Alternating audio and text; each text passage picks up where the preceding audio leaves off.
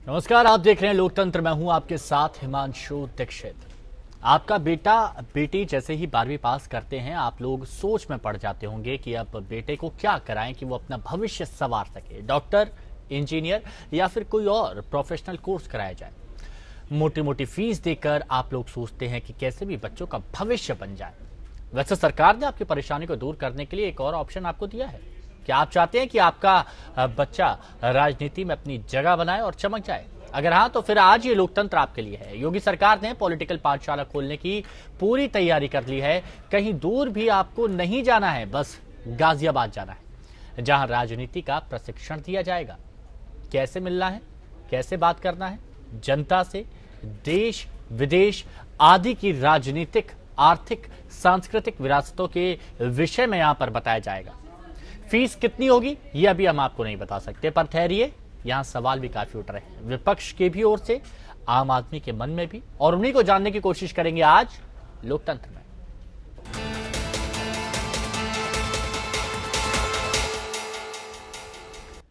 योगी सरकार ने सियासत सिखाने के लिए बाकायदा इंस्टीट्यूट खोलने का फैसला किया है। सरकार गाजियाबाद में पॉलिटिकल इंस्टीट्यूट खोल रही है। इसके लिए 198 करोड़ रुपए खर्च आएगा।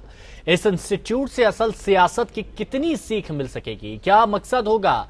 एक बात तो साफ है यहां पर कि यह अपने आप में अनूठा इंस्टीट्यूट होगा। अभी इंस्टीट्यूट बना भी नहीं है, लेकिन सवाल उठने लगे हैं। योगी सरकार अब सियासी पाठ पढ़ाने वाली है। सियासत में रुचि रखने वाले लोगों के लिए पॉलिटिकल इंस्टीट्यूट खोलने का ऐलान किया गया है। 198 करोड़ रुपए की लागत से पॉलिटिकल इंस्टीट्यूट बनाया जाएगा, जहां सियासी दांवपेच सिखाया जाएगा। योगी सरकार की कैबिनेट बैठक में पॉलिटिकल इंस्टीट्यूट खोलने का अनूठा फैसला लिया गया। गाजियाबाद में 60 बीघे से बनने वाले इस इंस्टीट्यूट के पहले फेज में 198 करोड़ रुपए की लागत आएगी।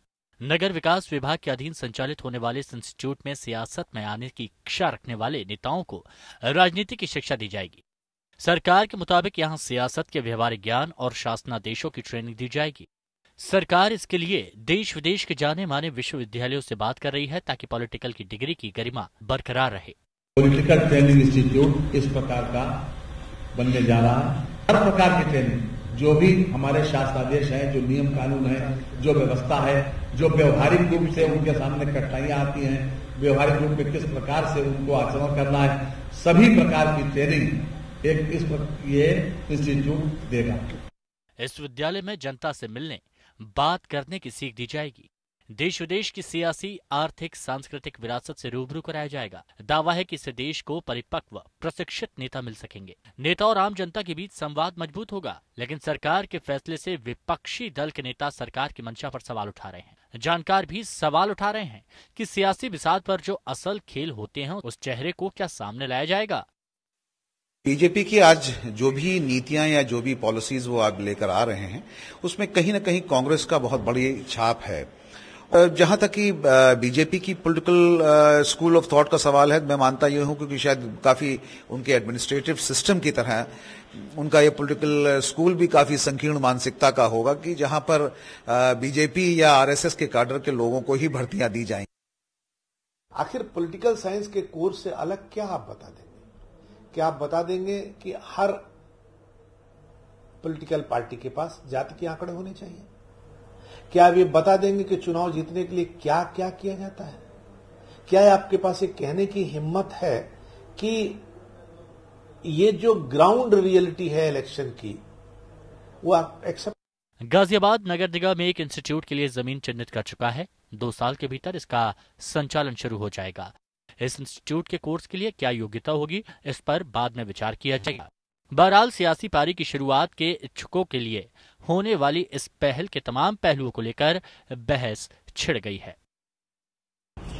योगी सरकार नौसिखियों को सियासत का ककहरा सिखाकर खांटी राजनेता बनाने की मुहिम चलाने जा रही है। अब सियासत में आमद दर्ज कराने के ख्वाहिशमंदों के लिए ये लुभावनी खबर जरूर है, लेकिन सवाल भी उठ रहे हैं कि क्या इस पाठशाला में महज किताबी ज्ञान ही बांटा जाएगा? क्या जाति, धर्म, धनबल और बाहुबल के असल सियासी सबक भी यहां सिखाए जा सकेंगे? ज्ञानेंद्र शुक्ल, एपीएन, लखनऊ। तो जाहिर है, लग रहा है कि 12वीं पास करने वाले छात्र छात्राओं के माता पिता को कुछ इंटरेस्ट यहाँ पर आ रहा होगा, जो राजनीति में अपना इंटरेस्ट यहाँ पर रखती है। लेकिन यहाँ पर क्या सिर्फ किताबी ज्ञान दिया जाएगा, और जिनको विरासत में सियासत मिली है वो यहाँ पर क्यों आएंगे?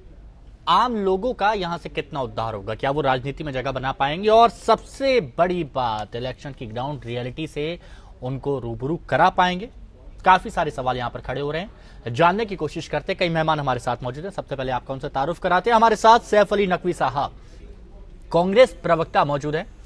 हमारे साथ अब्बास अली जैदी जी, समाजवादी पार्टी के प्रवक्ता मौजूद हैं। और साथ ही हमारे साथ अतुल चंद्रा जी, वरिष्ठ पत्रकार है, मौजूद है। बखूबी बता सकते हैं कि कितनी जानकारी यहाँ पर दी जाएगी विश्वविद्यालय इंस्टीट्यूट में। और ओपी मिश्रा जी, बीजेपी प्रवक्ता, हमारे साथ मौजूद है।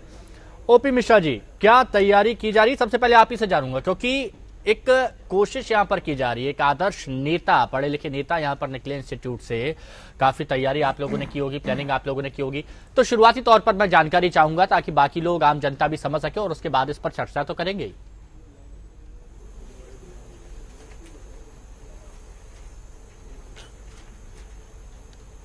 ओपी मिश्रा जी, सुन पा रहे हैं?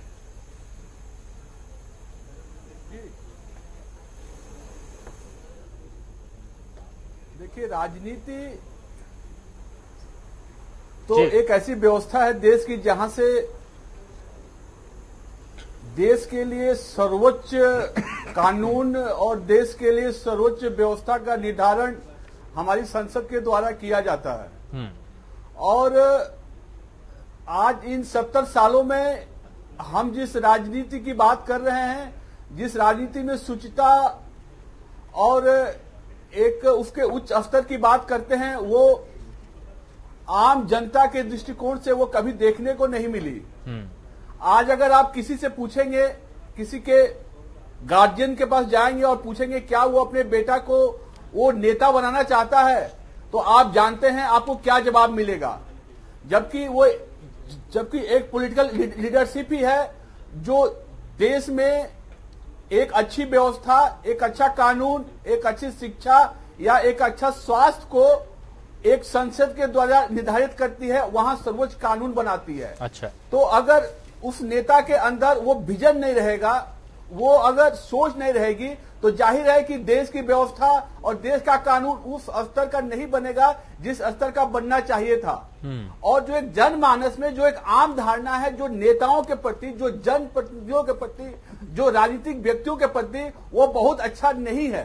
तो उसको देखते हुए अगर सरकार ने एक ऐसी विधा का, एक ऐसे स्कूल का या एक ऐसे कॉलेज का एक वहां स्थापना करने का प्रयास कर रही है या स्थापना करने की घोषणा की है, तो हमें लगता है कि सभी को इसका स्वागत करना चाहिए। यह एक स्वागत योग्य कदम है, जहां आज की बदलती हुई परिस्थितियों में राजनीति के लिए जो सर्वोच्च व्यवस्था है उसको वहां शिक्षा देने का, और वहां पे लोग जाके वहां पे ट्रेनिंग लेंगे और ट्रेनिंग लेके बाहर आएंगे और विभिन्न विश्वविद्यालय के जो योग्य शिक्षक हैं और जो विभिन्न विधाओं के ज्ञाता हैं, वहां आकर उनको प्रशिक्षण देंगे। ये तो एक स्वागत योग्य कदम है सभी के लिए। हाँ, चलिए ठीक है। राजनीतिक व्यवस्था को देखते हुए हमें इसकी जरूरत महसूस हो रही है। ठीक है, आपने शुरुआती तौर पर अपनी बात रखी, मैं आगे बढ़ता हूं। नकवी साहब, सैफ अली नकवी साहब, आप किस तरह से देखते हैं, कितना आने वाले वक्त में परिवर्तन देखने को मिलेगा राजनीतिक परिदृश्य में से? हिमांशु भाई, कहा यह गया है कि हाथ कंगन आरसी क्या और पढ़े लिखे को फारसी क्या। अभी मैं भाजपा प्रवक्ता से सुन रहा था कि ऐसे लीडर निकलेंगे, उनको ये सिखाने को मिलेगा। तो मैं समझता हूं 4.5 साल केंद्र और प्रदेश के 1.5 साल के भाजपा शासन में ये तो देखने को मिल गया कि नाच ना आए आंगन टेढ़ा। अच्छा, जब एक हिंदुस्तान के माने हुए सबसे बड़े वकील को फाइनेंस मिनिस्टर बना दिया जाता है, एक सबसे अच्छे चार्टर्ड अकाउंटेंट को रेलवे मिनिस्टर बना दिया जाता है, 12वीं पास को एचआरडी मिनिस्टर बना दिया जाता है, एक क्रिकेटर को निफ्ट का चीफ बना दिया जाता है, और हार्वर्ड जैसी दुनिया की प्रतिष्ठित यूनिवर्सिटी को अपने ग्रेजुएट पास प्रधानमंत्री के हार्ड वर्क से कंपेयर किया जाता है, तो ये निंदाजनक है। इसके पीछे की जो सोच है, ये सोच में कहीं ना कहीं तथ्य और कथ में बहुत फर्क है। अच्छा, आज जिस तरीके से एक सियासी आदमी को संवेदनशील होना चाहिए है, नीतियों को जानना चाहिए है, लॉस कैसे बनाना चाहिए इस पे जानना चाहिए। हमें इस पे एतराज बिल्कुल नहीं है। अच्छा। पर हम पूछना चाहते हैं 5 साल के कार्यकाल में, चाहे वो नरेंद्र मोदी ने, चाहे 1.5 साल में, क्या एक IIM की नींव रखी? क्या एक IIT बनाया? क्या एक भी इन्हीं ने कोई ट्रेनिंग सेंटर बनाया? तो कहीं ना कहीं शक तो जरूर होता है। और इस पे HRD मिनिस्टर और यहाँ के जो हमारे एजुकेशन मिनिस्टर हैं, इस पे अभी उनको जवाब देना पड़ेगा कि इसके पीछे की मंशा क्या है। ठीक है, शुरुआती तौर पर आपने भी अपनी बात यहाँ पर रखी और मैं चाहता हूँ शुरुआती तौर पर सभी के यहाँ पर कमेंट्स हो जाएं, एक बात सभी की हो जाए कि वो क्या सोचते हैं इस फैसले को लेकर। उसके बाद तो कई सवाल जवाब यहाँ पर हो ही जाएंगे। मैं आना चाहता हूँ समाजवादी पार्टी के पास और अली जैदी साहब, मैं आपसे बात करना चाहता हूँ, आप इस फैसले को किस तरह से देखते हैं और आपको लगता है कि इससे आने वाले वक्त में जो राजनीति में सुधार की जरूरत कही जाती है वो सुधार हो पाएगा? राजनीति में साफ सुथरे राजनेता निकल कर आ पाएंगे? हिमांशु भाई, ओपी भाई को मैं सुन रहा था और पहले तो बधाई दूंगा एपीएन को कि उन्होंने एक बहुत महत्वपूर्ण मुद्दा उठाया। शिक्षा संस्थान खुलने चाहिए, किसी भी प्रकार की शिक्षा इस देश में लोगों को दी जाए, हम उसका स्वागत करते हैं, समाजवादी पार्टी समर्थन भी करेगी उसका। लेकिन ओपी भाई से मैं इतना जरूर गुजारिश करूंगा कि वो सरकार से सुनिश्चित करा लें कि जब इसको बना ही रहे हैं तो साथ में एक ऐसा कानून भी बना दें कि उस वक्त की जो सरकारें हैं वो अपनी पार्टी के पॉलिटिकल एजेंडास को इस पे ना लागू करें। ऐसा ना हो कि वहां पर जिसकी सरकार हो जहां पर वो उसी तरीके से इस इंस्टीट्यूट में नई तरह की पढ़ाई शुरू करा दे और बाकी राजनीतिक विचारधाराओं के बारे में गलत सी धारणाएं करें। बहुत अच्छा। क्योंकि अगर आपने सही जानकारी को पूरी तरह से नहीं दिया तो जो निकल के बाहर आएंगे वो इस देश के हित से ज्यादा जाति हित और धर्म के हित के बारे में सोचने लगेंगे। क्योंकि देश की राजनीति, ये दुर्भाग्य है हमारे लोकतंत्र का कि देश की राजनीति धर्म और जाति के इर्द गिर्द घूम रही है और सभी राजनीतिक दलों को मजबूरन इसी के इर्द गिर्द रहना पड़ता है। तो अगर एक ब्रॉड इंस्पेक्ट के साथ आप ला रहे हैं तो ये कानून बना दें कि इस देश की राजनीति में जितने महान नेता गुजरे हैं उनकी जीवनियां पढ़ाई जाए, इस देश में जितने बड़े आंदोलन हुए और जिनके कारण आंदोलन हुए हैं वो भी बताई जाए, इस देश में गांधी जी की नीतियों को भी प्रसारित किया जाए। हाँ। इस देश में उन ताकतों को भी बेनकाब किया जाए कि जिन्होंने इस देश के लोकतंत्र के और इस देश की आजादी के लिए योगदान दिया है और जिन्होंने योगदान नहीं दिया है। इस मुल्क में इसको बनाकर और अखंड भारत बना करके रखने के लिए जिनकी सेवाएं हैं उनके बारे में भी बताना चाहिए। और मैं ये उम्मीद करूंगा कि कम से कम राजधर्म क्या होता है ये जरूर उन बच्चों को पढ़ाया जाए कि कम से कम वो ये जान जाएं कि हुकूमत में कोई भी हो वो अपने देशवासियों के साथ धर्म और जात का चश्मा लगा करके विभाजन करना सोचे। बहुत अच्छा लगता है अब्बास अली जैदी साहब जब विपक्ष में बैठा कोई नेता इस तरह की बातें यहां पर करता है और कम से कम इस पर राजनीति तो यहां पर बिल्कुल नहीं की गई। और आपने जो कहा उससे पूरी तरह से मैं भी यहां पर सहमत हूं। लेकिन मैं बीजेपी से सवाल करूं इसको लेकर उससे पहले मैं वरिष्ठ पत्रकार जो हमारे साथ बैठे हैं अतुल चंद्रा जी, उनके पास जाना चाहूंगा। अतुल चंद्रा जी, आप किस तरह से देखते हैं, क्या ये माना जाए कि आने वाले वक्त में जो पॉलिटिशियन निकलेंगे वो बहुत स्वच्छ, साफ, आदर्श छवि वाले, पढ़े लिखे निकलेंगे यहां पर? देखिए, पहले तो हम लोग ये समझ लें कि हमारे देश में आज तक जितने भी पॉलिटिशियंस हुए हैं वो किसी ऐसे इंस्टीट्यूट से पढ़कर नहीं आए हैं जहां उनको पॉलिटिक्स इस तरह की सिखाई गई हो। वो पार्टी को ज्वाइन करने के बाद लोअर रंग से शुरू करके ऊपर तक बढ़ने की कला सीखते हैं, वहां लोगों से मिलकर सीनियर्स के साथ इंटरैक्ट करके समझ करके तब उनको राजनीति की समझ आती है। एक चीज। दूसरी चीज ये कि आप लीडरशिप, वो पॉलिटिकल लीडरशिप ही क्यों ना हो, आप उसको किसी को सिखा नहीं सकते। लीडरशिप अपने आप अंदर होती है, जो जिसमें होती है वो अगर निरक्षर भी है तो वो नेता बन जाता है और अच्छे नेता बनते हैं। लेकिन जो आपने बात कही वो ज्यादा इंपॉर्टेंट है कि क्या ये इंस्टीट्यूट कैरेक्टर बिल्डिंग इंश्योर करेगा कि हमारे जो भावी नेता होंगे वो आज की तरह के नेताओं के से नहीं मिलते जुलते होंगे, उनसे अलग होंगे। ये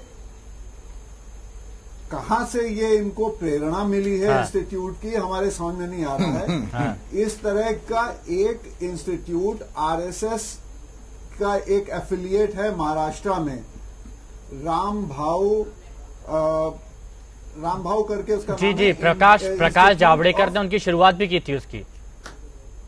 जी, इंस्टीट्यूट ऑफ डेमोक्रेटिक स्टडीज करके है वो। उसने 2017 में एक कोर्स शुरू किया था जिसमें उन्होंने कहा था कि हर पॉलिटिकल पार्टी के लोग जो पॉलिटिकल पार्टी से ऑलरेडी जुड़े हुए हैं वो आए, हम उनको गुजरात ले जाएंगे और वहां उनको हम दिखाएंगे कि कॉन्स्टिट्यूएंसी मैनेजमेंट क्या होता है, पब्लिक स्पीकिंग कैसे की जाती है, कैंपेन कैसे रन किया जाता है। तो पॉलिटिक्स से रिलेटेड जो आप कह सकते हैं हैंड्स ऑन ट्रेनिंग होती है उसको देने की उन्होंने बात करी थी। और उस इंस्टीट्यूट में सभी दलों के लोग गए थे।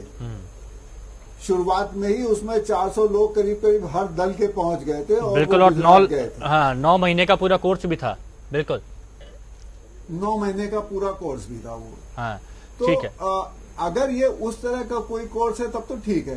वरना ये तो भाई हम पॉलिटिकल साइंस पढ़ते हैं, हम जितनी बातें ओपीजी ने कही हैं वो सारी बातें हम अपने दूसरे कोर्सेज में पढ़ते हैं। हमारा क्या हेरिटेज है, हमारी क्या हिस्ट्री है, हमारी क्या जियोग्राफी है, हमारी क्या पॉलिटिक्स रही है, ये सब तो हम पढ़ते हैं। चलिए ठीक है, ये सारी बातें यहाँ पर कही हैं, लेकिन अब मैं यहाँ पर जो अब्बास अली जैदी साहब ने बात कही मैं उसको आगे बढ़ाना चाहता हूँ। ओपी मिश्रा जी, इस बात का जवाब दीजिए कि इसको राजनीति से दूर रखा जाएगा। इस बात का आश्वासन, इस बात का भरोसा आप कैसे दिलाएंगे कि इसमें भी राजनीति ना हो? नहीं विष्णु जी, मैं यही बात कहने वाला था और मैं अब्बास अली जैदी साहब को मैं इस बात का पूरा आश्वासन और पूरा विश्वास दिलाना चाहता हूं आपके माध्यम से कि हम एक जो प्रदेश सरकार द्वारा नया इनिशिएटिव है, एक ऐसा प्रशिक्षण संस्थान का जो राजनीतिक व्यक्ति के लिए सरकार ने ऐसा इनिशिएटिव लिया है, हम सबको अपनी जो एक संकीर्ण मानसिकता है राजनीति से ऊपर उठ के देखना चाहिए। और इसमें कोई किसी खास विचारधारा के लिए उसमें पढ़ाई होगा, किसी एक जो सत्ता में पॉलिटिकल पार्टी रहेगी उसके लोगों को प्रशिक्षण दिया जाएगा या उसकी विचारधारा को थोपा जाएगा, ऐसी कोई बात नहीं है। और ना ही ऐसी बात होगी। देश में ऐसी बहुत सारे संस्थान हैं, बहुत सारे प्रशिक्षण संस्थान हैं जो किसी खास राज्य सरकार के ही अंतराल में खोली गई, और बट उसमें ऐसा नहीं है कि उसी सरकार से संबंधित या उसी पॉलिटिकल पार्टी से संबंधित पढ़ाई होती है। नहीं तो ओपी मिश्रा जी, जैसे अब यहाँ पर आरोप लगते रहे हैं, अब यहाँ पर जैसे आरोप लगते रहे हैं कि उत्तर प्रदेश में आपने सब जगह भगवा कर दिया है, हर जगह आप देखिए, आप हर जगह देखेंगे वहां पर आपको हर जगह भगवा रंग देखने को मिल जाएगा। जैसे अभी कहा जाता रहा है कि उत्तर प्रदेश का भगवाकरण कर रहे हैं, और ऐसे में ही अगर यहाँ पर सिर्फ बीजेपी के नेताओं के बारे में पढ़ाया जाए, बाकी किसी के बारे में पढ़ाया ना जाए, बाकी सबको इग्नोर किया जाए, तो सवाल तो उठेंगे यहाँ पर। मैं बता रहा हूं, अभी हमारे वरिष्ठ पत्रकार चंद्रा साहब ने जिस रामभाऊ महगनी का जिसने चर्चा किया और कहा कि 9 महीने का कोर्स होता है, उन्होंने सराहा है उसको। तो वो तो रामभाऊ महगनी जो है वो तो हमारा एक एफिलिएटेड इंस्टीट्यूट है वहां पे। तो अगर आपने उसको सराहा है तो आप इस बात को बिल्कुल आश्वस्त रहिए कि जो ये प्रशिक्षण संस्थान खुलेगा इससे सभी आने वाले राजनीतिक व्यक्ति या जो राजनीति में आना चाहते हैं या जो राजनीति में हैं उनके लिए एक प्रशिक्षण की वहां व्यवस्था के लिए उस विद्यालय का निर्माण किया जा रहा है। और इसके जो इस पे बिल्कुल कहीं से भी शक और किसी भी चिंता की कोई जरूरत नहीं है, कहीं भी सर चिंता की जरूरत तो आम इंसानों को हो जाती है ना, चिंता की जरूरत तो आम इंसानों को हो जाती है जब वो देखती है कि आज के पढ़े लिखे नेता किस तरह की बयानबाजी करते हैं, किस तरह से बांटने की कोशिश करते हैं। तो ये चिंता आम लोगों को होती है कि कैसे नेताओं को हम चुनकर आगे भेज रहे हैं। ठीक है, कुछ कहना चाह रहे हैं यहाँ पर नकवी साहब, बोले। इसी को दूर करने के आता हूँ मैं फिर आपके पास, नकवी साहब अपनी बात दूर करने के लिए उस शिक्षण संस्थान का निर्माण किया जा रहा है। नकवी साहब बोले।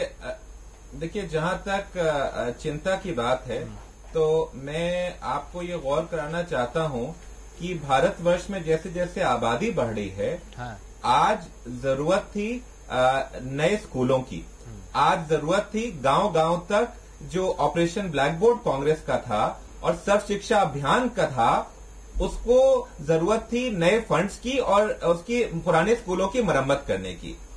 अब जिस दौर से उत्तर प्रदेश एक पॉलिसी पैरालिसिस के दौर से गुजर रहा है, जब इनको 1.5 साल में ये देख लिया और 4.5 साल में मोदी जी ने देख लिया कि कुछ नहीं कर पाए, तो पब्लिक के सामने ये एक शगुफा लेके आ गए। मैं आपको बताना चाहता हूं 2006 में आपने कैसे समझ लिया कि 4.5 साल में मोदी जी ने कुछ नहीं किया? आपने 70 सालों में ऐसे अभियान साढ़े चार साल में आपने। अच्छा मिश्रा जी सुनिए, मिश्रा जी देखिए, मैं पहले यहाँ पर कहना चाह रहा हूँ कि हम लोकतंत्र, देखिए लोकतंत्र में बात कर रहे हैं। अच्छा एक मिनट मिश्रा जी सुनिए मिश्रा जी, देखिए हम लोकतंत्र में बात कर रहे हैं, लोकतंत्र में हर किसी को अपनी बात रखने का अधिकार होता है। आपने अपनी बात रखी, मैंने कुछ नहीं बोला, किसी और ने कुछ नहीं बोला, लेकिन अगर अभी नकवी जी अपनी बात रख रहे हैं तो प्लीज आप बीच में इंटरफेयर ना करें। मैं फिर आ जाऊंगा आपके पास, आप अपनी आपत्ति जता लीजिएगा, मैं आ जाऊंगा आपके पास, आराम से अपनी बात रखिएगा, अभी बोलने दीजिए। हाँ कहिए नकवी साहब। 2006 में राहुल गांधी जी ने ऐसे ही जो है पॉलिटिकल स्कूल की स्थापना के लिए उन्हीं ने एक ओपन मंच पे बात की थी, और पुणे में टीएन सेशन साहब की मदद से उन्हीं ने एक ऐसे स्कूल की स्थापना भी की, और वो स्कूल कामयाबी से पुणे में चल रहा है। पर हमें दिक्कत जो है वो इस सरकार की नीति और नियत के ऊपर है। अब एक सवाल मैं यहाँ पर आपसे पूछना चाहता हूँ नकवी साहब, अब एक सवाल मैं आपसे यहाँ पर पूछना चाहता हूँ। अभी जब गाजियाबाद में पॉलिटिकल स्कूल के खुलने की, इंस्टीट्यूट खुलने की बात हो रही थी, तब आपने कहा कि अभी जरूरत यहाँ पर यह है कि जो बच्चे हैं उनके लिए स्कूल यहाँ पर खोले जाएं, ग्रामीण क्षेत्रों में स्कूल खोले जाएं। अभी इसकी जरूरत, आपने इतना ज्यादा इसको तवज्जो नहीं दी, इसको जरूरी नहीं बताया। अब जब राहुल गांधी ने पहले की आप बात कर रहे हैं, वो स्कूल वहां पर खोला गया पुणे में, वो चल रहा है, उस वक्त उसकी जरूरत थी? मतलब आप कहना जो चाह रहे हैं कि यहां पर इसकी जरूरत नहीं थी, यहां पर जरूरत थी कि गरीबों के लिए पहले स्कूल खोला जाए। जी 70 साल, देखिए 70 साल के राज में नहीं मिश्रा जी, कितने लोगों को शिक्षा दिया है? मिश्रा जी संयम रखिए, मिश्रा जी संयम रखिए। मैं बात को बताना चाहता हूं, जिस तरीके से भारत में जो एजुकेशन रेवोल्यूशन कांग्रेस के जमाने में आया, जवाहरलाल नेहरू ने आईआईएम्स की नींव रखी, आईआईटी की नींव रखी, आज देश में सबसे ज्यादा जो गांव गांव तक स्कूल खोले हैं, ये ऑपरेशन ब्लैक बोर्ड की थी। आज जन शिक्षण संस्थान खोले गए। सर अच्छी बात है ना, ये अच्छी बात है, लेकिन जरूरत ये भी थी, ये अच्छी बात है, लेकिन इस बात की भी जरूरत थी कि राजनीतिक ज्ञान भी यहाँ पर मिले। जो यहाँ पर राजनीति में आना चाहते हैं उनको एक मौका मिले, कम से कम उनको पता चले कि कैसे लोगों से संवाद किया जाए, चुनावी सभाओं में आम जनता से कैसे बोला जाए, क्योंकि आजकल के नेताओं को नहीं पता है, जब वो चुनावी सभा में जाते हैं किस तरह के शब्दों का इस्तेमाल करते हैं, जानवरों तक की बात कर लेते हैं, बांटने तक की बात कर लेते हैं, तो कम से कम उनको ये ज्ञान तो होना चाहिए। इसमें गलत क्या है? बिल्कुल एक अच्छा, देखिए मैं एक युवा हूं, और एक युवा होने के नाते जो 65% आबादी है उसका नेतृत्व करता हूं, पर तकलीफ तब होती है जब अनएम्प्लॉयमेंट रेट देश में और प्रदेश में अपने चरम पे छू रहा है। जब उत्तर प्रदेश से पलायन महाराष्ट्र और गुजरात के लिए हो रहा है और बड़े बड़े जाना पड़ रहा है, तो आज इस इंस्टीट्यूट खोलकर इनके पीछे की जो सोच है, इस पे शक जरूर होता है। किस बात का? क्या शक? आप ये बताइए, क्या अगर ये इंस्टीट्यूट खुलेगा तो क्या किसी को रोजगार नहीं मिलेगा? जी किस बात का शक हो रहा है? आप शक बताइए। मेरा कहना था कि अगर कृषि क्षेत्र में ये कृषि यूनिवर्सिटी खोलते तो हजारों किसान यहाँ पे ज्यादा हेक्टेयर और ज्यादा क्विंटल गन्ना पैदा करते। मेरा कहना है कि अगर ग्रामीण क्षेत्र में ये एक ऐसा इंस्टीट्यूट खोलते जो यहाँ पे गांव में जो लोग इसको अफोर्ड नहीं कर सकते उनके लिए कुछ करते, तो सर ये तो फिर मैं आपसे भी कह सकता हूँ कि जो आप बोल रहे हैं, ये तो मैं आपसे भी कह सकता हूँ जो आपने कहा था कि राहुल गांधी ने पुणे में ऐसा ही एक स्कूल खोला था, तो क्यों खोला राहुल गांधी ने वो स्कूल? राहुल गांधी कुछ और खोल लेते उसकी जगह। राहुल गांधी ने ओपन फोरम में इस बात को रखा था, और पुणे में एक प्राइवेट स्कूल खुला भी जो कि कामयाबी से चल रहा है। बात तो वही, अगर आपने किया तो अच्छी बात है, लेकिन अगर अभी यहाँ पर किया जा रहा है तो अच्छी बात नहीं है। अच्छा ठीक है, तमाम पहलू है यहाँ पर। बात तो वही होगी ना कि अगर आप करें तो बहुत अच्छी बात है, और इस सरकार ने किया तो यहाँ पर सवाल नीति पर खड़े होते हैं, नियत पर सवाल यहाँ पर खड़े होते हैं। आज के जमाने में, आज के राजनीतिक परिदृश्य में हम देखते हैं कि कई ऐसे क्वालिफाइड नेता हैं जो हर राजनीतिक दल में हैं, चाहे समाजवादी पार्टी की बात की जाए, कांग्रेस की बात की जाए, बीजेपी की बात की जाए, लेकिन उसके बावजूद भी पता नहीं उनको क्या हो जाता है जब वो कैमरा सामने देखते हैं, मीडिया सामने देखते हैं, माइक सामने देखते हैं, जनता सामने देखते हैं, तो इस तरह के बयान, इस तरह के शब्दों का इस्तेमाल कर देते हैं जो कहीं से भी उनको शोभा नहीं देते हैं। तो क्या ये माना जाए कि यहाँ पर हाईली क्वालिफाइड होने के बावजूद भी आप जनता की नब्ज को नहीं टटोल पाते, आप ये नहीं समझ पाते कि आपको किससे कैसे बात करनी है, क्या नहीं करना है, कब क्या बोलना है? बिल्कुल हिमांशु जी, आपकी जो फिक्र है वो देश की भी फिक्र है। लोग भी इस बात को लेकर चिंतित हैं कि राजनीति को असल मुद्दों के इर्द गिर्द, जो बुनियादी जरूरतें हैं, जो बुनियादी मुद्दे हैं, उनके इर्द गिर्द घूमनी चाहिए। लेकिन जैसे कि मैंने पहले भी कहा, उसको दोहराएंगे नहीं। जब हालात ऐसे पैदा होंगे इस देश में कि जहां जाति के आधार पे और धर्म के आधार पे राजनीति होगी, तो ये तमाम लोगों की, मैं भी चुनाव लड़ता हूं, मैं भी चुनाव लड़ करके आता हूं, मैं भी इन परेशानियों को, भले मैं इनको अपनाऊं ना, लेकिन इन परेशानियों से मुझे जूझना पड़ता है कि जो 5 साल हम काम करते हैं विधायक रहते हुए, उन कामों को दरकिनार करके मैं मिसाल दूंगा। 2012 में सरकार अखिलेश यादव जी की बनी और विगत तमाम सरकारों से ज्यादा काम करके उन्होंने दिखाया, बहुत सारी योजनाएं लेकर के आए। लेकिन जब चुनाव का समय आया तो चुनाव के समय लोगों ने विकास को दरकिनार करके जिन मुद्दों पे वोट किया, वो ही इस देश की सबसे बड़ी चिंता है कि जहां मुद्दे बढ़ते जा रहे हैं, जरूरतों की चीजें और बिगड़ती जा रही, गरीबी बढ़ती जा रही है, तो हम ये बात कहेंगे कि अगर तो फिर अली साहब आज के जमाने में यानी ये बात मान ली जाए कि शिक्षा इतने मायने यहाँ पर नहीं रखती हैं। आप कितना भी क्वालिफाइड हो जाएं, कितना भी पढ़ लें, आप जनता के बीच में जब जाएंगे तो उन्हें कैसे दिग्भ्रमित करना है, कैसे दर से उधर उलझाना है, ये ज्यादा मायने रखता है। मैं आपको हिमांशु भाई, मैं आपको बताऊं, इस देश का सौभाग्य नहीं, ये दुर्भाग्य है कि हमारे देश में आजादी के समय 2 तरह की विचारधाराएं थी। एक वो विचारधारा थी जो आम जनता के बीच में बैठ करके उनकी समस्याओं को जानकर इस देश की आजादी के महत्व को समझ करके लड़ने की थी। वही विचारधारा आज भी जीवित है। तमाम राजनीतिक दल हैं, तमाम राजनीतिक लोग हैं जो आज भी बुनियादी जरूरतों के लिए ही लड़ रहे हैं। लेकिन साथ ही साथ एक पैरेलल विचारधारा भी थी। हम उसके ऊपर कहेंगे तो अभी ओपी भाई कोई दूसरी बात करेंगे, हम विवादित नहीं करना चाहते।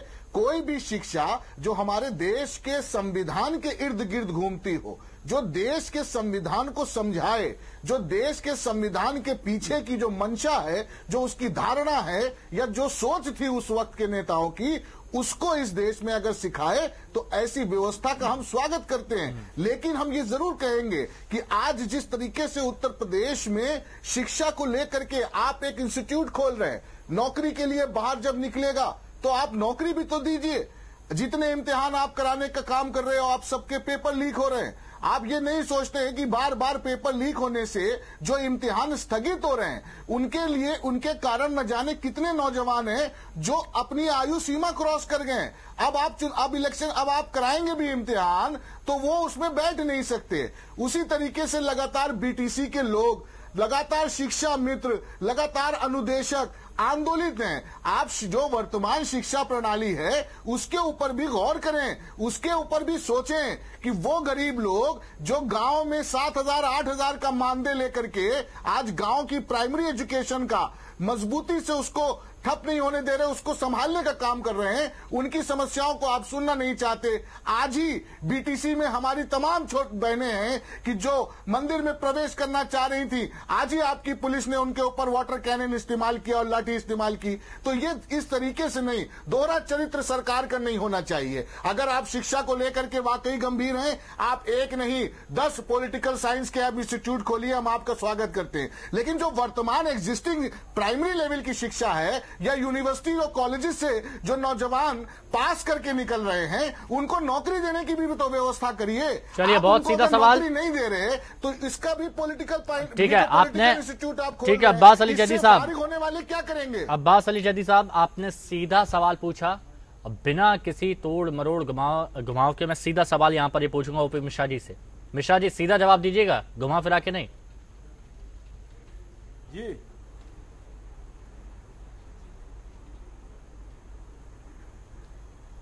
मिश्रा जी, सवाल यहाँ पर पूछा है अब्बास अली जैदी साहब ने, मैं चाहूंगा उसका सीधा जवाब आप दें। आवाज नहीं आया, आप कुछ पूछ रहे हैं?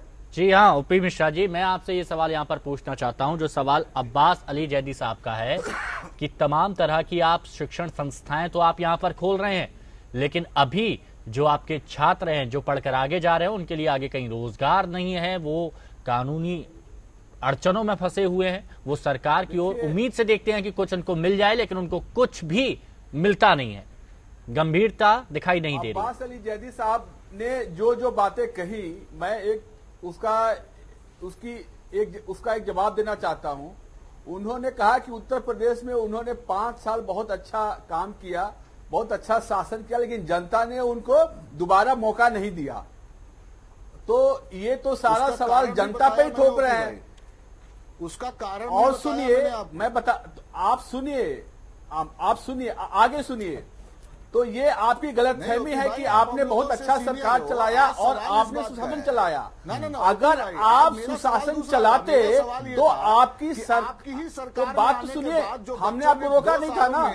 इंटरमीडिएट के आप बाद सुन लीजिए, अब्बास अली साहब एक बार सुन लेते हैं, सुन लीजिए, उनकी नौकरी के लिए क्या किया। अब्बास अली साहब एक मिनट सुन लेते हैं, फिर अब आप नहीं सुनेंगे। चलिए बोलिए, नहीं बोलिए, नहीं सुनेंगे तो आप बोलिए मिश्रा जी, बोलिए। आपने जितनी बातें कही मैं बड़े ध्यान सुन रहा था, आप जवाब सुनिए। आप सुनी तो नहीं पाए थे मिश्रा आपने जी। तो 5 साल सुशासन चलाया, आपने तो 5 साल सुशासन चलाया, जनता ने आपको नकार दिया। सुशासन क्या होता है वो मैं बताता हूं आपको। आप गुजरात देखिए, आप मध्य प्रदेश देखिए, आप छत्तीसगढ़ देखिए, हमारी सरकार रिपीट होती है, हम बार बार आते हैं, हम कहीं 15 साल से हैं, कहीं 20 साल से हैं, तो वहां हम सुशासन चला रहे हैं। आप जनता को ही दोष दे रहे हैं। मिश्रा जी, जनता को दोष मिश्रा मत जी, दीजिए। वर्तमान का गुजरात, मिश्रा जी सुनिए, एक मिनट, मिश्रा जी, वर्तमान का आप गुजरात देख लीजिए, आप ही के उत्तर भारतीय लोगों के साथ क्या किया जा रहा है।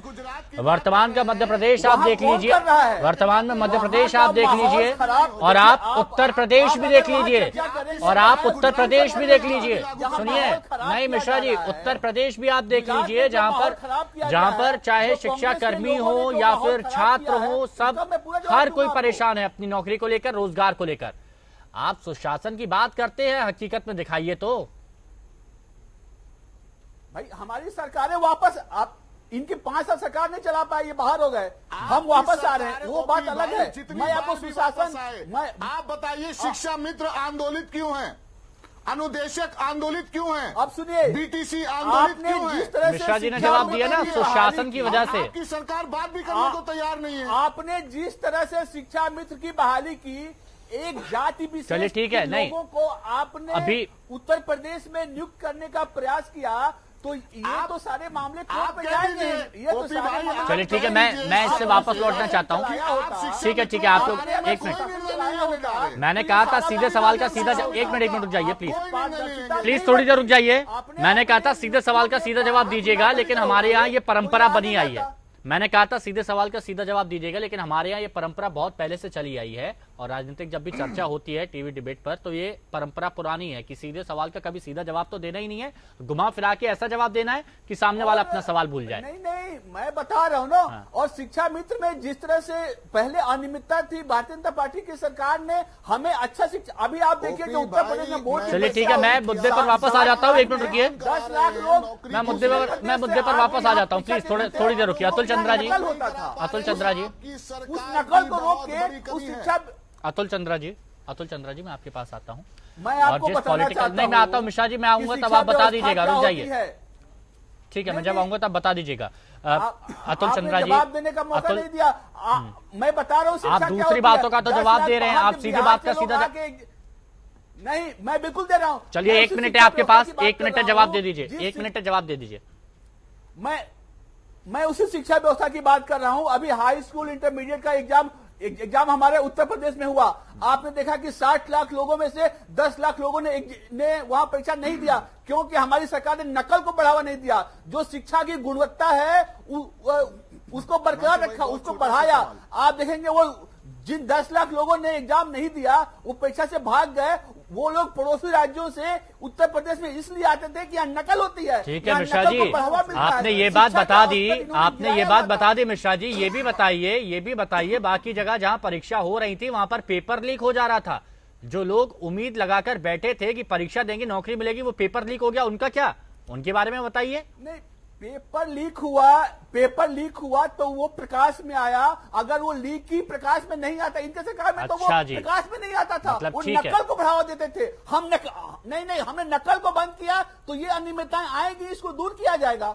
आप नकल कराओगे ठीक है। अतुल चंद्रा जी, हमें नकल ही बंद, ठीक है, एक मिनट अतुल चंद्रा जी, मैं आपके पास आता हूं और मैं आपसे जानना चाहता हूं कि यहाँ पर हमने देखा है, जो सवाल मेरा जैदी साहब से है, हमने देखा है यहाँ पर कई ऐसे बड़े पढ़े लिखे राजनेता हैं जो जब भी मुंह खोलते हैं तो बहुत अजीबोगरीब बयान उनके मुंह से निकलता हुआ नजर आता है। तो ये परंपरा, आप कितना भी उनको ज्ञान दे लीजिए, कितना भी उनको सांस्कृतिक विरासत से उनको रूबरू करा लीजिए, उनको ये बता दीजिए कि भारत की संस्कृति क्या है, कैसे आम जनता से बात करनी है, लेकिन ये हमने देखा है कि आम जनता के सामने हमेशा कुछ ना कुछ वो उल्टा सीधा बोल जाते हैं। ये उनको ज्ञान कैसे दिया जाए, ये उनको कैसे सिखाया जाए कि आपका आचरण बहुत सही होना चाहिए। हिमांशु, कोई भी इंस्टीट्यूट आपको आचरण नहीं सिखा सकता है कि आप जाइए अपने विपक्ष के नेताओं के साथ या अपने प्रतिद्वंदियों के साथ किस तरह का व्यवहार करें। आपको मौलिक रूप से तो पढ़ाया जा सकता है, लेकिन वो आप कैसे कैरी आउट करेंगे, आप उसको फॉलो करेंगे, अनुपालन करेंगे उसका कि नहीं करेंगे, ये आपके ऊपर निर्भर है। और कोई भी इंस्टीट्यूट आपको ये नहीं समझा सकता है कि चाहे कैसा भी दुश्मन हो, उसके साथ व्यवहार, विशेषकर राजनीति में, उसके साथ व्यवहार मृदु होना चाहिए, दोस्ताना होना चाहिए और सभ्य होना चाहिए, सबसे बड़ी चीज। ठीक है। हमारे ही देश में ऐसे राजनीतिक हुए हैं जो आपस में, अटल बिहारी वाजपेयी जी का ही उदाहरण ले लीजिए, बेशक उन्होंने राजीव गांधी की, सब लोग बुराई कर रहे थे, लेकिन उन्होंने इस बात को स्वीकार किया कि अगर उनकी तबीयत ठीक है तो राजीव गांधी की वजह से ठीक है। राजीव गांधी ने भी ये समझा कि ये विपक्ष के बड़े नेता हैं, इसलिए इनकी इज्जत करनी चाहिए और इनको अगर जरूरत है तो हम इस तरह से इनके इलाज के लिए बाहर भेज सकते हैं। आज तो अगर कोई देखेगा कि एक विपक्षी नेता बीमार है तो उसको कहेंगे ठीक है, इसको रहने दो अपना। ठीक है जैदी साहब, ठीक है, ये चीज बात ठीक है। जैदी साहब, एक आखिरी बात मैं आपसे एक आखिरी सवाल यहाँ पर पूछना चाहता हूँ। जो मुद्दा यहाँ पर अतुल चंद्रा जी ने उठाया कि आपसी मनमुटाव इतना ज्यादा यहाँ पर हो गया है कि उनको समझ ही नहीं आता कि ये द्वेष किसी काम का नहीं है, यहाँ पर आप सभी को मिल बांट कर रहना है, तो ये द्वेष कैसे दूर होगा? बिल्कुल, मैंने पहले भी कहा था हिमांशु भाई कि जब इस देश की राजनीति और इस देश का संचालन संविधान के इर्द गिर्द घूमेगा तो निश्चित तौर पे एक आपस में बहुत अच्छा स्वस्थ, बहुत अच्छा माहौल बनेगा। न जाने, एक श्रद्धेय आलोक जी ने बहुत अच्छी मिसाल दी, लेकिन उसके अलावा भी बहुत सारे उदाहरण हैं कि जहां पे विपक्ष के नेताओं को ये नहीं कहा गया, विपक्ष के नेताओं के लिए जो आज भाषा यूज की जा रही है ये नहीं होती थी, सम्मान होता था। अगर संविधान से अतिरिक्त कोई अपना साहित्य लागू करना चाहेगा, अगर इस देश के इतिहास से छेड़छाड़ करके इस देश की गलत तस्वीर पेश करना चाहेगा, अगर ये साहस नहीं होगा कि पूर्ववर्ती सरकारों के अच्छे कामों को अच्छा कहा जाए, तो इस तरीके की वैमनस्यता होना बहुत लाजिम सी बात है। तो ये किसी इंस्टीट्यूट में नहीं ठीक होगा। ये जो वर्तमान आपके अपने पॉलिटिकल इंस्टीट्यूट्स हैं कि जहां के हम कार्यकर्ता बन के निकलते हैं, उस पॉलिटिकल इंस्टीट्यूट की बातों को एसेस करने की और अपने संविधान से कंपेयर करके उसको अपनाने की आवश्यकता है। ठीक है, शुक्रिया जैदी साहब आपका हमारे साथ जुड़ने के लिए और लोकतंत्र में शामिल होने के लिए। और अब मैं सीधे नकवी साहब आपके पास आता हूं। मैं आपसे जानना चाहता हूं, ठीक है, हम एक चीज तो यहां पर मानेंगे कि जिन लोगों को विरासत में सियासत में लिया, अब जैसे लालू प्रसाद यादव के बेटे को ले लिया जाए या फिर अखिलेश यादव को ले लिया जाए, तमाम ऐसे लोगों को ले लिया जाए जिनको विरासत में ये सारी चीजें मिली हुई हैं, वो यहाँ पर ऐसे क्यों आने लगे? कई लोग ऐसे हैं जो मौके की तलाश करते रहते हैं लेकिन राजनीति में जगह नहीं बना पाते क्योंकि एक बड़ा नाम उनके साथ नहीं है, किसी का जैक उनके पास नहीं है, किसी का वरद हस्त उनको प्राप्त नहीं हुआ है। तो आपको लगता है ऐसे लोगों के लिए एक रास्ता यहाँ पर खुल सकता है? देखिए, जहां तक राजनीतिक विरासत की बात है, इस पे मैं बहुत स्पष्ट रूप से कहना चाहता हूं, आपको विरासत में सिर्फ नाम तो मिल सकता है, विरासत में जो कर्म होता है वो आपको खुद करना पड़ेगा। बड़े बड़े लोग, बड़े बड़े नेता उनके औलादे या उनके पोते आए और आके अपनी किस्मत आजमा के वापस चले गए। ये कहा जाता है हम लोग के यहाँ हिंदी भाषी बेल्ट में कि उत्तर प्रदेश और बिहार में तो सियासत बच्चा जो है वो माँ के पेट से सीख के ही पैदा होता है जी।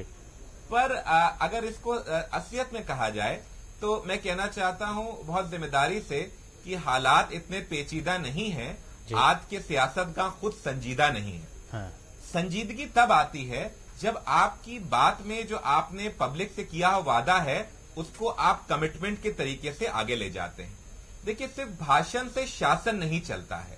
भाषण से आप चुनाव तो लड़ सकते हैं, पर विदेश नीति, आर्थिक नीति, कृषि नीति, इन सबको आगे बढ़ाने के लिए आपको पॉलिटिकल स्किल और आपको एक स्किल सेट तो चाहिए होता है। उत्तर प्रदेश के परिप्रेक्ष्य में आज जो हम बात कर रहे हैं तो नकवी साहब, आज तो हम पूरे राजनीतिक परिप्रेक्ष्य में बात कर रहे हैं। आज सिर्फ उत्तर प्रदेश की बात नहीं की जाती, तो पूरे राजनीतिक परिप्रेक्ष्य में बात कर रहे हैं। अब जैसे कई ऐसे बड़े नेता हैं आप ही की पार्टी में, मणिशंकर अय्यर हैं, शशि थरूर ले लीजिए, हाईली क्वालिफाइड बहुत वो, लेकिन जब बयान देते हैं, जब बात करते हैं तो बहुत लगता नहीं है कि आम लोगों के बीच में उनको बोलना चाहिए। इस तरह के बयान यहाँ पर दे देते हैं। तो यही बात तो मैं यहाँ पर करना चाह रहा हूँ कि वो अपने आप को कब देखेंगे, आम जनता की नब्ज टटोलनी है तो वो उनके साथ में रहें, इस तरह के बयान ना दें। राष्ट्रीय परिप्रेक्ष्य में हम विप्लव देव जी को देख रहे हैं जो एक मुख्यमंत्री होते हुए विफलता का मैं सबकी बात कर रहा हूं। मैं ऐसा नहीं है कि मैंने बीजेपी के बारे में नहीं बोला, मैं बीजेपी के सुब्रमण्यम स्वामी के बारे में बात कर सकता हूं, मैं सबकी बात करूंगा। लेकिन अगर सवाल मैंने आपसे पूछा है और आपके लोगों के बारे में पूछा है तो आप उनका जवाब दीजिए ना। विप्लव देव के बारे में पूछ लूंगा मिश्रा जी से, लेकिन ये बताइए ना कि हर राजनीतिक दल में ऐसे महानुभाव हैं जो बहुत पढ़े लिखे हैं, लेकिन उनको ये नहीं पता होता कि आम जनता के सामने क्या बोलना है। तो ये पॉलिटिकल पाठशाला से आने वाले वक्त में इस पर कोई रोक लग सकती है? हिमांशु जी, कागज लेखी और आंखन देखी में बहुत फर्क होता है। और जहां तक बात है जबानी जमा खर्च करने के लिए, उसमें आप एक लेवल तक तो पहुंच सकते हैं, पर जिस लीडरशिप पैरालिसिस के दौर से कुछ दल गुजर रहे हैं, आज उनकी कुंठित सोच का नतीजा है कि ऐसे इंस्टीट्यूट वो खोलना चाहते हैं। आज हमारे भाजपा प्रवक्ता बात करते मध्य प्रदेश की, तो मैं उनको व्यापम की याद दिलाना चाहता हूं। उत्तर प्रदेश के परिप्रेक्ष्य में पूरा जाड़ा निकल गया, बेसिक शिक्षा विभाग स्वेटर का टेंडर नहीं करा पाया, 100 बच्चे मर जाते हैं बीआरडी मेडिकल कॉलेज में, ऑक्सीजन नहीं आ पाती है। अरे जो आपके पास चीजें हैं पहले उसको ठीक से रख रखाव करने का प्रावधान तो कर लो। नए इंस्टीट्यूट भी खोलिए, पर उसमें इनकी संघीय मानसिकता की बू इसमें आती है। हमें शक सिर्फ इस बात का है। ठीक है, इसी कई सवाल में मिश्रा जी से पूछ लेता हूं। मिश्रा जी, संघीय मानसिकता, आरएसएस और बीजेपी का हस्तक्षेप उसमें रहेगा तो फिर किस तरह की पढ़ाई होगी, किस तरह का ज्ञान दिया जाएगा, ये सभी को पता है। और यही सवाल यहां पर उठा रहे हैं कांग्रेस वाले मित्र। देखिए हिमांशु जी, मैं नकवी साहब को ये बात बताना चाहता हूं कि उस प्रशिक्षण स्कूल की जरूरत क्यों पड़ी। आप थोड़ा इसे अंदाजा लगाइए कि जो इनकी पार्टी के नेताओं का, जो भारतीय जनता पार्टी के लिए जो जबानी जंग रहा है, उसमें किस स्तर तक गिरे हैं। आपने एक मणिशंकर अय्यर की चर्चा करी, इनके राष्ट्रीय अध्यक्ष ने प्रधानमंत्री के लिए कितना बड़ा अपशब्द बोला, शायद और किसी ने किसी प्रधानमंत्री के लिए उनके काल में ऐसा। चलिए मिश्रा जी, आप कांग्रेस की बात कर रहे हैं, आप कांग्रेस की बात कर रहे हैं, आप सुब्रमण्यम स्वामी की बात करेंगे तो वो सावरकर, नहीं सुनिए मिश्रा जी, अगर आप सुब्रमण्यम स्वामी की बात करेंगे तो वो सावरकर को बुद्धू बोलते हैं, जेटली को घमंडी बोलते हैं। और भी आपके यहाँ पर अगर खुद प्रधानमंत्री नरेंद्र मोदी की बात की जाए, सुनंदा पुष्कर को लेकर जो बयान उन्होंने दिया था 50 करोड़ की गर्लफ्रेंड वाला, वो क्या है? देखिए, प्रधानमंत्री किसी दल का नहीं होता है, वो देश का होता है। अच्छा, प्रधानमंत्री किसी दल आप एक की बात करते हैं, आपके यहाँ पर भी जमात ऐसी बहुत है, आपके यहाँ पर भी ऐसे बहुत से लोग हैं जो भूल जाते हैं कि कैसे बात करनी है, कैसे शब्दों का इस्तेमाल करना है। और हिमांशु जी, मैं एक बात और कहना चाहूंगा, आपकी राजनीतिक परिचर्चा में मैं एक आयाम इसमें जोड़ना चाहता हूं। देखिए, पॉलिटिकल लीडरशिप किसी घर में नहीं पलता, या वो एक पॉलिटिकल लीडरशिप एक ग्रूम पॉलिटिकल उसकी एक ग्रूमिंग होती है। आज मोदी जी प्रधानमंत्री हैं तो उन्होंने संगठन का काम किया, वो गुजरात के मुख्यमंत्री रहे 14 सालों तक गुजरात के वो मुख्यमंत्री रहे, उसके बाद प्रधानमंत्री रहे। उनको पता है कि how to deal with bureaucrats, how to deal with politician, public, जनता में काम किया। वो किसी घर से, किसी खानदान से बिलोंग होके भारतीय जनता पार्टी ने दो अच्छा, मेरे को तो ये बताइए मिश्रा जी, ये सारी चीजें तो आपने यहाँ पर बताई, मिनिमम मिश्रा जी ये सारी चीज तो ठीक है, मिनिमम क्वालिफिकेशन के बारे में आपने सोचा है कि मिनिमम क्वालिफिकेशन यहाँ पर क्या होनी चाहिए? राजनीति में कोई चार्टर्ड अकाउंटेंट हो तो वो वित्त मंत्री बन जाए, कोई लॉयर हो तो वो कानून मंत्री। देखिए एक बड़ा स्पेक्ट्रम है, आपके पास एक बड़ा विजन होना चाहिए, एक बड़ी समझ होनी चाहिए। अच्छा। कोई भी मंत्रालय को चलाने के लिए, किसी भी परिप्रेक्ष्य को, देश को चलाने के लिए एक बड़े विजन की जरूरत है। एक माइक्रो लेवल पे जो समझ होती है वो माइक्रो लेवल पे आप समझेंगे तो उन चीजों को आप नहीं कर पाएंगे। तो एक बड़ी समझ होनी चाहिए, उसको देशव्यापी, तब आप किसी चीज को, किसी भी मंत्रालय को समझ पाएंगे, चला पाएंगे। ठीक है, क्वालिफिकेशन ठीक है, क्वालिफिकेशन से आपकी एक समझ आती है, लेकिन कोई जरूरत नहीं है कि आप उतने एफिशिएंट हो उसमें काम करने के लिए। अच्छा, आपको समझ, आपकी समझ डेवलप होती है, आपका एक मानसिक विकास होता है, आपकी उस फील्ड में समझ होती है।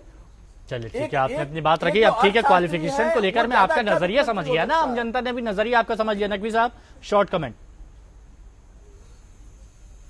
देखिए, जहां तक राजनीतिक समझ और राजनीतिक क्वालिफिकेशन की बात है तो हमारी बहुत जिम्मेदारी से, जिम्मेदार ऑपोजिशन होने के नाते कहना है कि पिछले 2 साल में एचआरडी मिनिस्ट्री ने एजुकेशन बजट में कमी क्यों कही। हिंदुस्तान में नई एजुकेशन पॉलिसी जो है वो नहीं लिखी जा रही है, इसके पीछे हम जिम्मेदारी से कहना चाहते हैं वो पॉलिसी क्यों नहीं लिखी गई। और देश में प्रख्यात जेएनयू और एमयू के ऊपर जो तांडव किया गया केंद्र सरकार द्वारा, ये क्यों किया गया? अपने तथ्य और कथ्य में भाजपा को कहीं ना कहीं इनको संवेदनशील होना पड़ेगा। और देखिए, मैं तो ये कहूंगा कि मंशा यहाँ पर साफ होनी चाहिए, बस मंशा यहाँ पर साफ होनी चाहिए, आपका उद्देश्य यहाँ पर साफ होना चाहिए और देश के प्रति आपको गंभीर होना चाहिए, सब काम सही होगा। अतुल चंद्रा जी, बहुत शॉर्ट कमेंट। अतुल चंद्रा जी, जो क्वालिफिकेशन को लेकर आखिर में बात हुई, नहीं मेरे को नहीं करनी जेएनयू पर बात। मिश्रा जी, जेएनयू पे फिर बात करेंगे, नहीं करनी जेएनयू पर बात। अतुल चंद्रा जी, क्वालिफिकेशन को लेकर जो यहाँ पर बात की कि मिनिमम क्वालिफिकेशन यहाँ पर क्या होनी चाहिए, आप जो कोर्स कराएंगे इंस्टीट्यूट का, तो आपने जवाब सुना होगा, इस पर आप क्या कहेंगे? फाइनल कमेंट यही चाहूंगा आपसे मैं। नहीं, देखिए, हमारी डेमोक्रेसी में, हमारे कॉन्स्टिट्यूशन में इलेक्शन लड़ने के लिए कोई मिनिमम क्वालिफिकेशन नहीं है। अगर ये इंस्टीट्यूट बन रहा है तो इसमें इसके बाद क्या कुछ ऐसा होगा कि डिग्री या पोस्ट ग्रेजुएशन यहां से करके जो लड़के निकलेंगे वही राजनीति में जाएंगे और उनको प्रेफरेंस दिया जाएगा? क्या इस इंस्टीट्यूट से आने वाले लड़के पार्टियों में आसानी से जगह बना पाएंगे, उनको टिकट मिलेगा? आपने ये देखा होगा कि अभी जैसे बताया बीजेपी के प्रवक्ता ने कि नरेंद्र मोदी जी ने राजनीति कैसे सीखी।